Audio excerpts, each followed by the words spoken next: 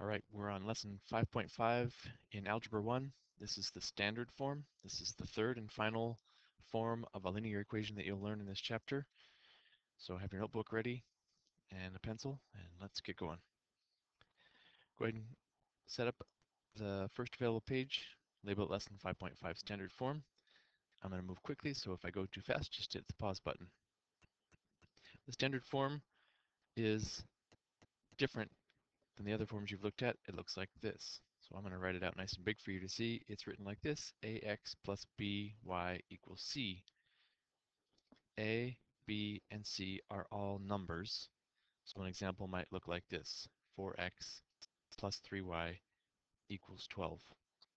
The deal with a, b, and c is that they have to all be integers. Remember, integers are just whole numbers that could be positive or negative. The other deal is that a always has to be positive. It can never be negative. So the benefit to using the standard form is that you can easily graph these equations using what's called the x and y-intercept. So just as a quick review, remember that when you graph a line, wherever the line crosses the y-axis, that's called the y-intercept. And wherever the line crosses the x-axis, that's called the x-intercept. The point where it crosses the y-axis is always 0 something. That means the x is always 0 at the y-intercept, and where it crosses the x-axis, it's always something 0. So in this case, it's -2, 0. At the x-intercept, the y is always equal to 0. That's going to be important because when you have a standard form equation like this first example, and you're asked to find the x and y-intercepts, in an earlier lesson I showed you a trick on how to find the x and y-intercept quickly. So here it is. In this equation, 3x plus 4y equals 24.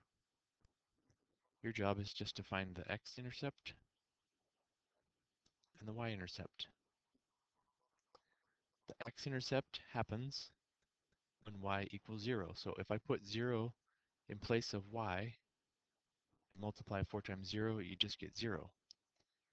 So the trick was, if you just take your finger and you cover up the 4y and solve for x, 3x equals 24, divide both sides by 3, you get x equals 8. Then you can quickly find the x-intercept, and that's 8. You do the same thing for the y-intercept. To find the y-intercept, you cover up the x with your finger, you solve the equation that's left, 4y equals 24, divide in your head, both sides by 4, you get y equals 6.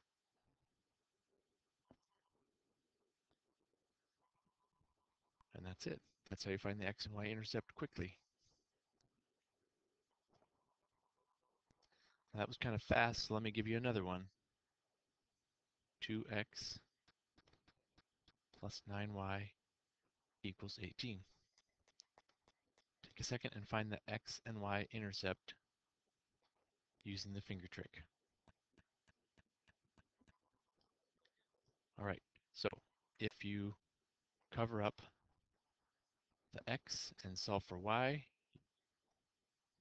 you get 9y equals 18, so the y-intercept is 2. If you cover up the y and solve for x, 2x equals 18, so the x-intercept is 9.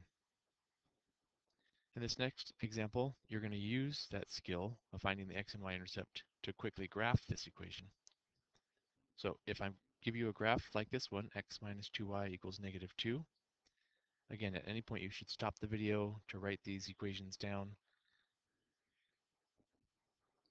To find the x-intercept in this problem, you just cover up the y and solve. Well, this one just gives you the equation x equals -2, so the x-intercept is -2. To find the y-intercept,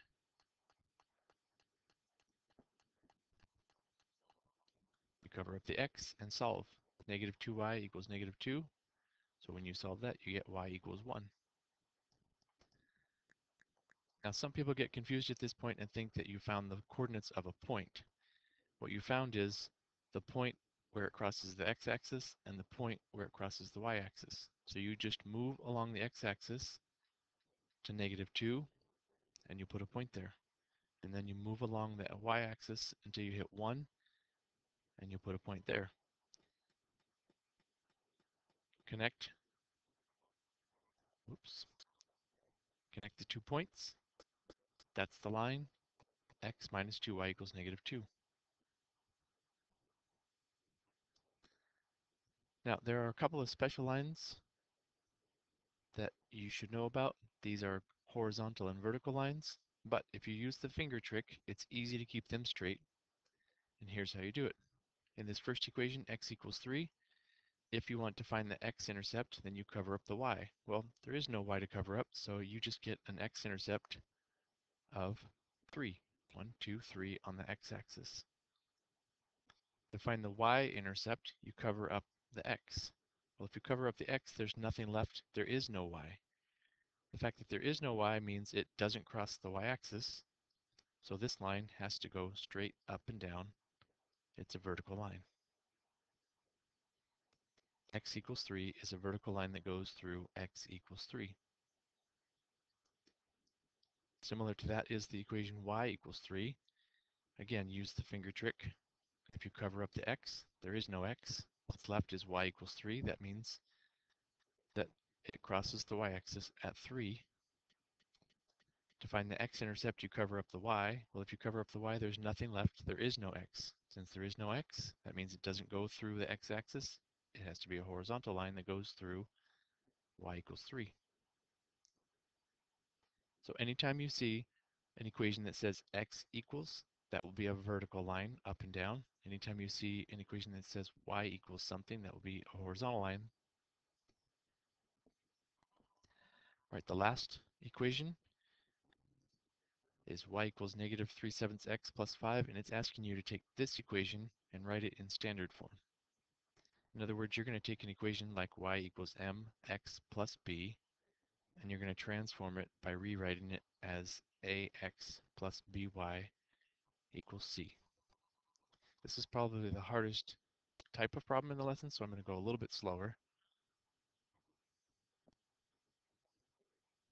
And I'll rewrite it out for you. Okay, to get this equation to look like this, all you have to do is get the x and the y on the left-hand side and any other number that's left on the right-hand side. And in the equation that's given, you have y on the left-hand side, but you have this negative 3/7 x over here on the right-hand side. So to move it over to the left-hand side, you just add 3/7 x to both sides. Now you're adding because this is negative. A negative and a positive cancel each other out. What you do on one side, you do on the other side. You end up with 3/7 x plus y equals 5. Now it kind of looks like ax plus by equals c, like this, except one of the stipulations for standard form is that you can't have fractions. A and b have to be integers or whole numbers. So this first term that's 3/7 x, to make it an integer, you have to get rid of the denominator of 7. To do that, you multiply by 7. If you multiply one of the terms on one side by 7, you have to multiply all the terms on both the sides by 7. So I multiply everything by 7.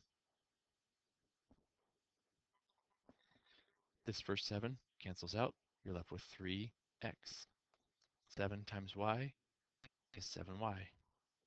And 5 times 7 is 35. And now you've transformed this equation into a standard form equation. A, b, and c are integers.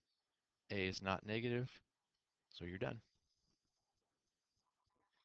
All right, remember that as you start the lessons, if you have any questions, raise your hand and let me help you.